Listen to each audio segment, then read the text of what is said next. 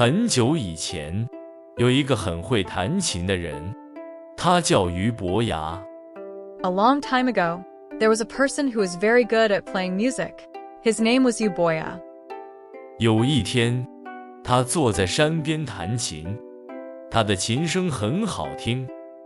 One day, he sat by the mountain and played the qin.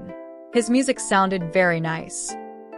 这时候，有一个人从山路上走过，他叫钟子期。At this moment, a person walked by along the mountain path. His name was Zhongziki.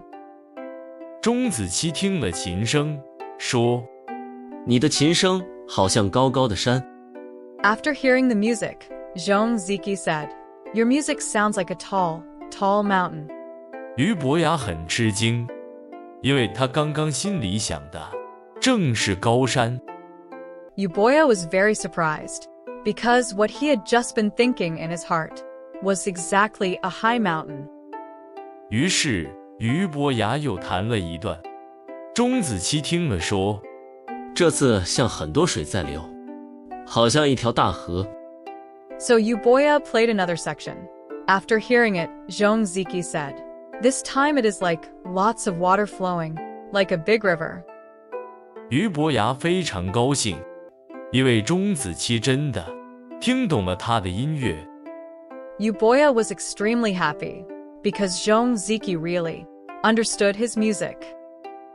从那以后，他们成了好朋友。俞伯牙说：“钟子期是最懂我的人。” From then on, they became good friends. Euboea said, Zhongziki is the person who understands me the most. 后来，钟子期生病去世了，俞伯牙非常难过，就把琴摔了，从此再也不弹琴了。Later, Zhongziki fell ill and passed away. Euboea was extremely sad, so he smashed his qin. From then on, he never played the qin again. 后来，人们用高山流水来形容真正懂你的人，也用来比喻很好听的音乐。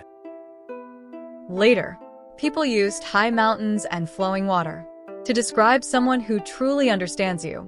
It is also used as a metaphor for very beautiful music. 这个故事出自《列子·汤问》。列子一般认为是在2000多年前整理成书的。This story comes from Laisi Tang Wen. Lizzie is generally believed to have been compiled more than 2,000 years ago.